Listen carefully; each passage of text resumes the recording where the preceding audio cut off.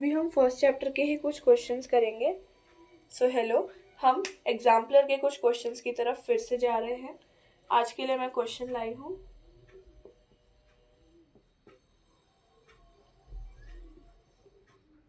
अब जैसे आप जानते हैं, जब ब्रैकेट्स होते हैं तो हमें पहले ब्रैकेट सॉल्व करने होते हैं। हम वैसा ही करेंगे। 1 + 2 का क्यूब होता है 8 + 3 का क्यूब होता है 27। ठीक है, अब इन सबको हम आपस में प्लस कर देंगे। This is 9 and this is 27, सो 9 + 27 का हाफ, जो कि आ जाता है 36 का हाफ। अब ये हाफ है तो हमें इसे भी पावर में लिखना होगा। 6⁻² इज 36 इंटू ये, इससे ये कट जाएगा तो आंसर आ जाता है 6। ऐसे और क्वेश्चंस हम करते हैं अभी। एक और उस बेसिस पे क्वेश्चन है, जैसे हमने पहले सीखा था कि डेसिमल को हमें PYQ में कैसे कन्वर्ट करना है। बाहर वाले क्वेश्चंस भी किए थे। ऐसा ही एक क्वेश्चन मैथ्स एग्जाम्पलर में दिया हुआ है, एक्सरसाइज 1.4 का फर्स्ट क्वेश्चन। उसमें काफ़ी को डाउट था, इसलिए मैंने वो क्वेश्चन लिया है। हमें इसे PYQ में करना है, तो हम इसे पहले इंडिविजुअली सॉल्व करेंगे एंड देन हम प्लस कर लेंगे नॉर्मल तरह से। तो चलिए 0.6 को हम नॉर्मली 6/10 लिख देते हैं और इसे साइड कर देते हैं। हमने देखा था कि अगर पॉइंट और डेसिमल के जस्ट बाद बार हो और यहाँ 0 हो तो हम इसे डायरेक्टली 7/9 लिख सकते हैं। इसे हमें सॉल्व करना पड़ेगा। आइए इसे हम अलग से सॉल्व करते हैं। 0.47 बार, इसको हम ले लेंगे x। दोनों तरफ हम मल्टीप्लिकेशन करेंगे 10 से, तो ये आ गया 10x। अब हम बार वाले नंबर को भी इस तरफ लाएंगे, दोनों तरफ फिर से 10 का मल्टीप्लिकेशन, 47.7 बार। अब हम LHS से LHS और RHS से RHS माइनस कर देंगे।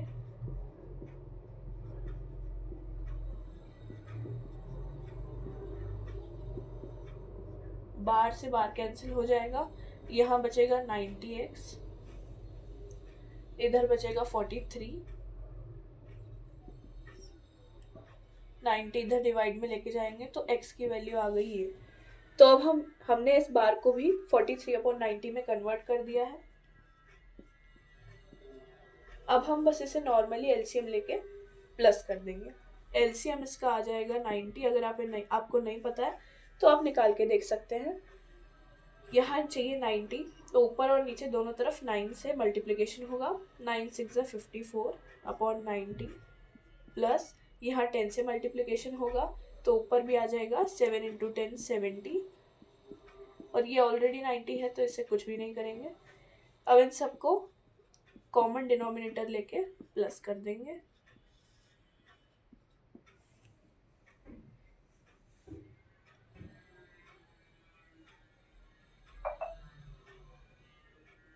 इसका आंसर आ जाता है 167/90।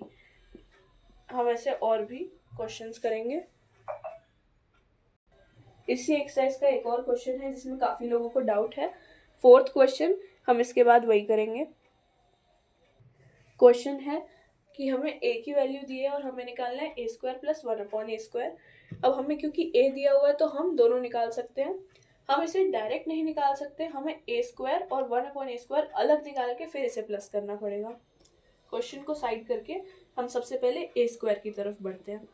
a दिया हुआ है, a² के लिए हम इस पूरे a का होल स्क्वायर कर देंगे। अब इसका होल स्क्वायर करना आपको ऑलरेडी बताया था। जैसा कि आप देख सकते हैं कि नीचे का स्क्वायर तो हम नॉर्मली कर देंगे। नीचे का स्क्वायर 4 हो जाएगा, बट ऊपर एक आइडेंटिटी लगेगी, वो है a + b का होल स्क्वायर।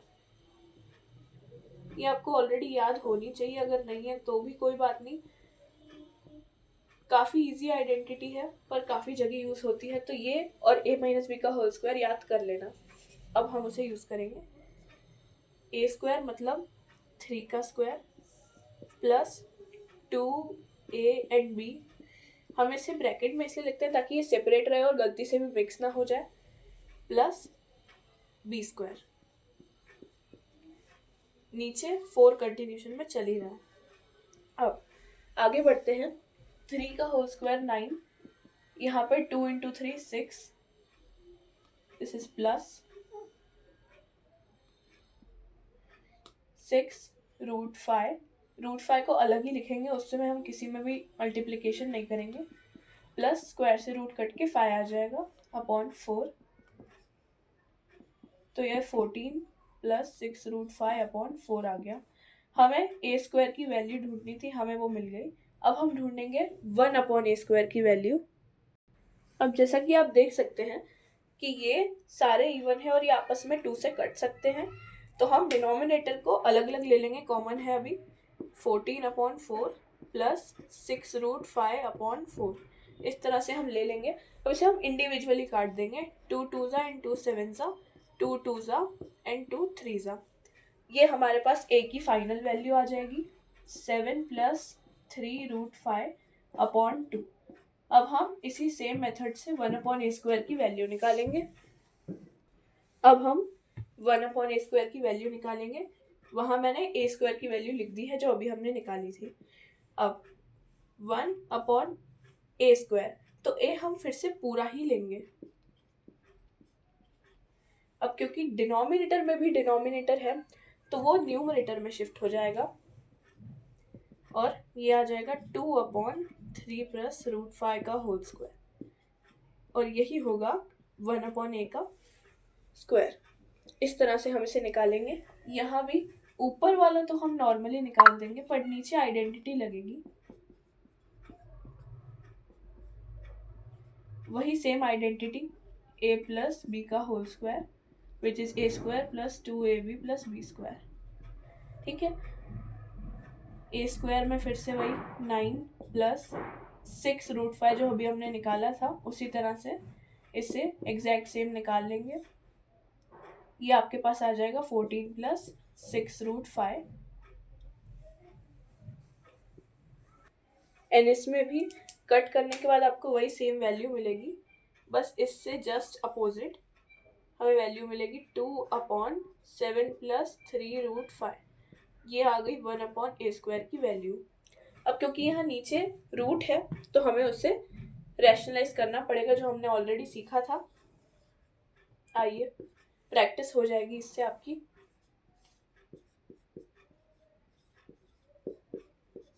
हमने देखा था बस साइन अपोजिट लगाना होता है।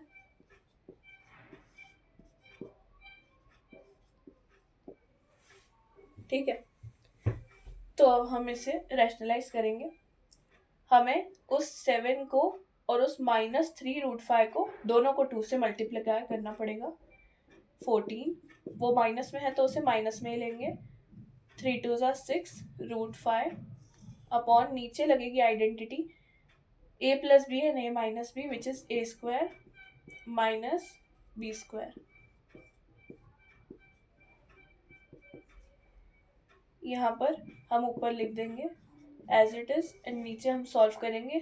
7 का स्क्वायर इज 49, 3 का स्क्वायर इज 9 एंड रूट से स्क्वायर कटेगा तो बचेगा 5।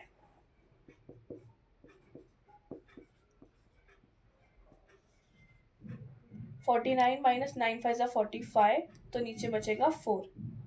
ये आपके पास आ जाती है इसकी वैल्यू, जिसे आप कट करेंगे तो उसका आंसर और डिटेल में आएगा। आप उस सेम मेथड से इसे भी कट करेंगे तो इसका आंसर भी आपके पास आ जाएगा यही, विच इज 7 प्लस 3√5 अपॉन 2। अब हम इसे ए स्क्वायर प्लस 1 अपॉन ए स्क्वायर करेंगे। अब जिस तरह से हमने ए स्क्वायर और 1 अपॉन ए स्क्वायर की वैल्यू निकाल दी है, हम इसे प्लस कर देंगे। This is a square and this is 1 upon A square. बस साइन का ही डिफरेंस है 1 अपॉन ए स्क्वायर और ए स्क्वायर के बीच। अब हम इसे प्लस कर देंगे। अब क्योंकि डिनोमिनेटर सेम है तो एलसीएम का कोई काम नहीं है, तो हम इसे डायरेक्टली कॉमन ले लेंगे। -3√5 से +3√5 दोनों कट जाएंगे। 7 + 7 14 अपॉन 2, जिसका आंसर 7 आ जाएगा। 2 1 एंड 2 7। तो at the end answer is 7।